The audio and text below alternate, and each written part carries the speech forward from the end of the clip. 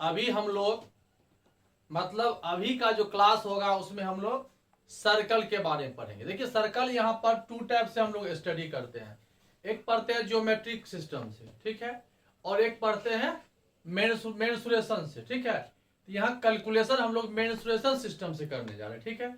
अब हम लोग वन बाय वन सर्कल के बारे में आज का जो क्लास है इसमें हम क्वेश्चन आंसर सॉल्व नहीं करेंगे। नेक्स्ट वीडियो में, नेक्स्ट क्लास में हम लोग क्वेश्चन आंसर करेंगे। लेकिन क्वेश्चन आंसर कैसे बने, उसके लिए कौन कौन से फार्मूला है, सर्कल क्या है, उस टाइप किस टाइप का होगा, उसका रेडियस क्या है, सेंटर क्या है, सेक्टर क्या है, सेगमेंट क्या, वगैरह वगैरह जो भी बातें होती है वो सभी हम लोग इस पर थिंकिंग करेंगे, ठीक है। तो चलिए हम लोग सर्कल की पढ़ाई करते हैं, ठीक है। सबसे पहले आप जान लीजिए कि डिफाइन कीजिए कि सर्कल क्या है। डिफाइन सर्कल, अब देखिए पहले समझिए सर्कल क्या है। इस तरह से एक डायग्राम बनाइए। देखिए एक सर्कल है, इसे हम सर्कल कहते हैं। ये सर्कल इज अ, कैसा लगा आपको ये सर्कल? ये circle is a round shape है, समझ में आ गया? ये circle is a round shape. कैसा दिख रहा है आपको? लाइक एज अ रिंग पहनते हैं, देखिए ये रिंग है, इस टाइप का ये सर्कल है। अब देखिए यहाँ पर सर्कल ये एग्जैक्ट सर्कल है। देखिए ये एग्जैक्ट सर्कल नहीं है, ये देखिए एग्जैक्ट सर्कल नहीं है। ये सर्कल जैसा हम कंस्ट्रक्ट करने की कोशिश किए लेकिन सर्कल नहीं है। क्यों? कि सर्कल हैव अ सेंटर। अब देखिए यहाँ पर अगर आपके पास ज्योमेट्री बॉक्स होगा तो यहाँ पर इस तरह से रख करके, इस तरह से ऐसे करके आप घुमा देते हो, ऐसे करके यहाँ क्या किए, इस रेडियस से हम ऐसे करके इस तरह से सर्कल क्या किए, ड्रॉ कर दिए। तो ये जो आया ये आपका क्या मिला? सर्कल मिला। तो सर्कल यहाँ बीच में जहां पर हम ये रखे थे इसको बोलते हैं centre. A point lie mid on the mid, A point lie mid, एकदम एग्जैक्ट बीच में जो है, call centre.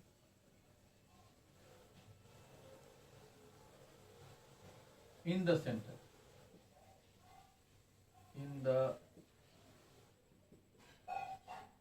A point line mid in the circle. Circle के एकदम एग्जैक्ट बीच में जो पॉइंट होता है उसको हम लोग क्या बोलते हैं? सेंटर बोलते हैं। अब देखिए सेंटर है तो यहां से देखिए, और एक बात देखिए, यहां से एक लाइन खींचते हैं, ठीक, फिर यहां से एक लाइन खींचते हैं। देखिए यहीं पर जो भी है अगर आपका इसका लेंथ मेजर करोगे तो सेम आएगा, क्योंकि हम लोग सेम लेंथ से ही ड्रॉ किया ऐसे करके। ऑब्वियसली सब सेंटर है, सब क्या है, इसको इस फिक्स डिस्टेंस को हम लोग होता है distance of centre and circumference, इसको सरकमफ्रेंस बोलते हैं। लिखेंगे आगे, इसको बोलते हैं a line draw, a line draw from the centre. एक लाइन हम ड्रॉ करते हैं सेंटर से, touches the circumference, touches the circumference of circle called radius। Radius भी समझ में आपको आ गया। अब देखिए सबसे पहले सरकमफ्रेंस क्या है। सरकमफ्रेंस ये हो गया, अगर आप यहाँ पर मॉर्निंग वॉक करने के लिए मान लीजिए जाते हैं, फील्ड जाते हैं, तो फील्ड में सर्कुलर एक ट्रैक चारों तरफ से बना रहता है, आदमी दौड़ता है सुबह सुबह जाकर के। यहाँ से मान लो हम चलना शुरू किए, यहाँ से चलते चलते चलते चलते इसी रास्ते से, एकदम एग्जैक्ट इसी रास्ते से चलते चलते यहां तक पहुंच गए। ये टोटल लेंथ जो हुआ इसको हम लोग सरकमफ्रेंस बोलते हैं। क्या बोलते हैं? सरकमफ्रेंस। सरकमफ्रेंस क्या हो गया? Distance, circular distance, circular distance is called circumference या पेरीमीटर ऑफ सर्कल। पहले देखिए जब हम लोग रेक्टेंगल बनाते हैं, इसके लेंथ को मान लीजिए यहां से हम टहलना शुरू किए, यहां से यहां पहुंचे, यहां से यहां पहुंचे, यहां से यहां पहुंचे, यहां से यहां पहुंचे, इसको हम लोग पेरीमीटर बोलते हैं। Sum of length of sides is called perimeter. तो यहां भी हो सकता है कि यहां तो सम ऑफ लेंथ नहीं है, लेंथ एक ही सर्कुलर है, तो हम लोग पेरीमीटर ऑफ सर्कल भी कर सकते हैं, सरकमफ्रेंस पेरीमीटर भी कर सकते हो। Perimeter of circular track is called circumference. और सरकमफ्रेंस का फॉर्मूला जो होता है सी लिखा जाता है जनरली, और सी का वैल्यू 2πr आता है। अब यहां से पाई एक नई टर्म आ गई, पाई। पाई कांस्टेंट है और पाई को हम लोग इरेशनल नंबर बोलते हैं ना। पाई क्या है? इरेशनल नंबर है। अब ये c इक्वल टू 2πr कहां से आया? अब देखिए यहां पे एक लॉजिक क्या है, यहां पर एक लॉजिक क्या है, कहां से आया इसके बारे में देखिए क्या लिखा हुआ है बुक में या कहीं भी, कोई भी बताएगा तो क्या है। हम क्या किए यहां पर देखिए, एक सर्कुलर ट्रैक लिए, ठीक है, इसको मेजरमेंट किए कि कितनी इसकी लंबाई है। मान लो हम मेजरमेंट नहीं कर पाए तो यहां पे क्या कीजिए, एक रस्सी लीजिए या धागा लीजिए, इस पर आराम से इस तरह से उसको, धागा को क्या कीजिए, इस तरह से फैलाइए, फैला दिए, यहां से यहां उसको धागा के यहां पर काट लीजिए, उसको एक लंबा इस तरह से कर लीजिए, हो गया। ये यही लेंथ हुआ। इसी को सर्कल में बता दिए, सर्कुलर लेंथ हो गया जो पेरीमीटर हुआ, जिसको कि हम सरकमफ्रेंस बोले। और इसी धागा को यहां पे काट करके ऐसे लंबा कर दिए, तो ये लेंथ हो गया। ये इसकी लंबाई और इसका सरकमफ्रेंस दोनों यहां पर क्या जाएगा, c equal to l। By geometry यहां से एक लाइन खींचा, सेंटर से होते हुए एक लाइन खींचा, इसको डायमीटर कहते हैं। क्या बोलते हैं? डायमीटर। इसका डिफिनेशन लिखेंगे हम, पहले समझ लीजिए। ये d हुआ डायमीटर। ये हमेशा जब भी c को, इस लेंथ को इस d से डिवाइड करते थे तो हमेशा एक कांस्टेंट नंबर आता था, हमेशा कांस्टेंट नंबर आता है। जब भी आप डिवाइड करोगे, कोई भी रिंग ले लो, ये रिंग है ना लोहे का, लोहे का रिंग बना हुआ है, इसको आप सीधा कर लो, उसका लेंथ मेजरमेंट करो और उसका डायमीटर मेजरमेंट करो। डायमीटर हो गया एक लाइन, जो बिगेस्ट डायमीटर, बिगेस्ट कौन होता है डायमीटर बताएंगे, तो उसका जो लेंथ होगा अगर हम डिवाइड करते तो हमेशा एक कांस्टेंट नंबर आता है। इसी कांस्टेंट नंबर को यहां कहा गया पाई। समझ में आ गया पाई क्या है? Pi is the ratio of circumference and diameter of a circle. Defined pi, तो pi is the ratio of circumference and diameter of a circle. ये बात समझ में आ गई। अब यहां से बाय ज्योमेट्री या by mensuration d equal to 2r होता है। पहले d का डिफिनेशन लिख लेते हैं, चलिए इसको हटाते हैं।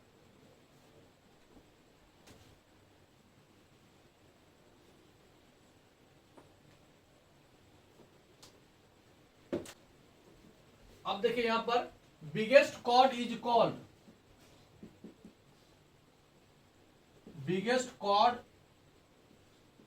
Is called diameter. Biggest chord is called diameter. अब देखिए कॉर्ड क्या है, ये एक सर्कल हुआ, ये दो लाइन को अगर टच कराते हो, a line touches both sides of circle, a line touches both sides of a circle is called chord. अब ऐसा कोई कॉर्ड जो सेंटर से पास करता हो उसको हम लोग बोलते हैं diameter. A chord passes through the centre is called diameter. ये भी कर सकते हो, a chord passes through the centre is called diameter. A chord passes through the centre is called diameter. अब यहां पर एक प्रैक्टिकल देख लीजिए कि यहां से पास कर रहा है तो इधर भी हाफ हुआ, इसको हम लोग रेडियस बोलते हैं, इसको भी हम लोग रेडियस बोलते हैं, ये लेंथ को हम लोग रेडियस बोलते हैं। यहां पर क्लियर हो गया कि d is equal to 2r हो गया ना। अब यहां से आप देखिए ये फॉर्मूला था c by D, ratio is constant, और d इज इक्वल टू हो गया तो c बाय d, मतलब 2r इज इक्वल टू, इसको पाई मान लिया गया तो c is equal to 2πr। ये फॉर्मूला बना। Circumference is equal to 2πr। वैसे जनरली प्रैक्टिकली या न्यूमेरिकल वैल्यू पाई का वैल्यू 22/7 माना गया है, या उसी को अगर हम पॉइंट में लिखते हैं तो 3.14 लिखते हैं। ठीक है, चलिए ये बात समझ में आ गया। सरकमफ्रेंस आपको समझ में आ गया।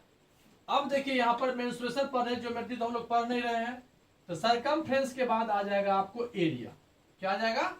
Area of circle. एरिया तो आपको पता है, ये जो यहाँ पर स्पेस है, एरिया का मतलब होता है कितना एरिया। मान लो हम कोई जमीन खरीद रहे हैं, मार्केट से कोई जमीन लेंड लिए हैं और इस प्रकार का हम कोई जमीन खरीदे, घर बनाना है, ये जो पार्ट है इसको बोलते हैं हम लोग एरिया। क्या बोलते हैं इसको? Area. Area is equal to होता है पाई आर स्क्वायर। ये हो गया एरिया का फॉर्मूला, और सरकमफ्रेंस का फॉर्मूला हो गया 2 पाई आर। ठीक है, तो मेंस्ट्रुएशन में हम लोगों को सरकमफ्रेंस और एरिया पे ही मैक्सिमम क्वेश्चन क्या होगा? सॉल्व होगा। अब इसके बाद देखिए आता है यहाँ पर नेक्स्ट पॉइंट आता है, दो समझ लिए। अब आता है यहाँ पर कॉन्ग्रुएंट ऑफ सर्कल। देखिए कॉन्ग्रुएंट ऑफ सर्कल का मतलब है कि दो सर्कल सेम हो और उसका रेडियस सेम हो तो होगा। If two circles have equal radius then we say both circle are congruent to each other. Congruent means होता है एकदम एग्जैक्ट सेम। इसको आप 2 को भी उठा करके इसमें रख दीजिए और सेम हो, इसका मतलब होता है ए सर्कल हैव या this type of circle have equal radius. लेकिन एक बात उससे कन्वर्ट से पहले समझ लीजिए, सिमिलर। ऑल सर्कल, जितने भी सर्कल तुम बना सकते हो, all circle are similar to each other.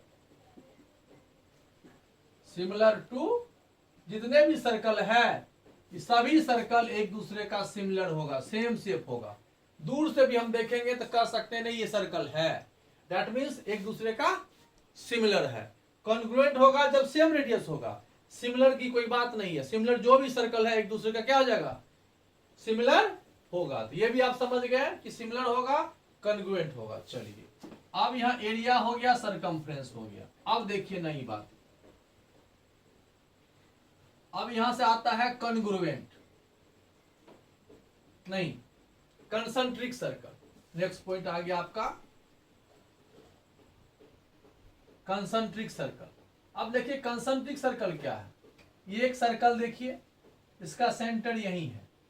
ये दूसरा सर्कल है, इसका भी सेंटर वही है। ये तीसरा सर्कल है, इसका भी सेंटर यही है। अब आप यहां देखिए क्या इसमें खासियत है, क्यों इसको कंसंट्रिक बोलते हैं, या अगर यदि इसको हम कंसंट्रिक बोलते हैं तो क्यों बोलते हैं, इसका क्या लॉजिकल है। देखिए सबका सेंटर सेम है। इसका रेडियस r1, इसका रेडियस r2, इसका रेडियस r3। डिफरेंट रेडियस है, ये डिफरेंट रेडियस है। ठीक है, सर्कल है। इसका डिफिनेशन होता है इफ टू और more than two circle. If two और मोर देन, क्या देखिए 3 सर्कल है। फर्स्ट सर्कल आपका ये हुआ, सेकेंड सर्कल ये हुआ, थर्ड सर्कल ये हुआ। इफ टू और more then 2 circle have common centre. समझ में आ गया? कॉमन सेंटर का मतलब है कि सेंटर एक ही हो। Have common centre with different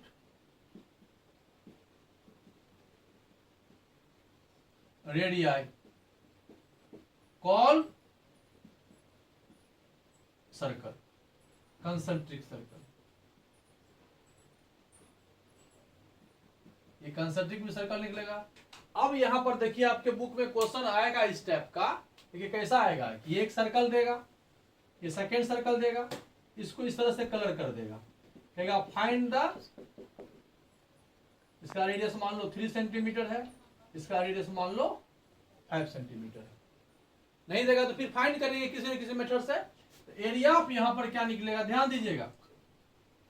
area of यहां पर शेडेड रीजन जो होगा ये हो जाएगा पाई, इसको r2 मान लो, इसको r1 मान लो, तो पाई r2 स्क्वायर में से पाई r1 स्क्वायर माइनस कर देंगे। तो ये देखो पहले एरिया ऑफ बिग सर्कल, इसका मतलब समझिए। r2 मतलब ये हो गया पूरा एरिया, ये हो गया। फिर R1 मतलब हो गया ये एरिया, इसको माइनस कर दिए, यही ना बचेगा, इसको माइनस कर दिए तो क्या बच गया ये। इस टाइप का क्वेश्चन क्या होता है, एक सर्कुलर फुटपाथ बनाते हैं हम लोग, सर्कुलर मैदान में चारों तरफ एक फुटपाथ बनता है, या बगीचा बनाते हैं हम लोग, बाग लगाते हैं, कुछ लगाते हैं यहाँ पर, तो इसका एरिया निकालने के लिए रहता है। Area of big circle minus area of small circle, इस तरह से हम लोग क्या करते हैं, एरिया ऑफ शेडेड रीजन निकालते हैं। ये समझ में आ गया आपको। अब हम लोग आगे जा रहे हैं, सेक्टर और सेगमेंट बता रहे हैं क्या होता है। चलिए नेक्स्ट देखते हैं, सेक्टर। अब ये देखिए एक सर्कल है, यहाँ एक सेंटर है, यहां से आप कुछ पार्ट इसमें से कट करके इस प्रकार से निकालिए, इसको हम लोग बोलते हैं सेक्टर। इसका कुछ ना कुछ पार्ट एंगल होगा, ये आपको आर्क लेंथ बोलते हैं इसको। ये सेंटर ओ मान लो, ए मान लो, बी मान लो। अब ए बी जो हुआ इस तरह से लिखा जाता है, इसको बोलते हैं आर्क लेंथ।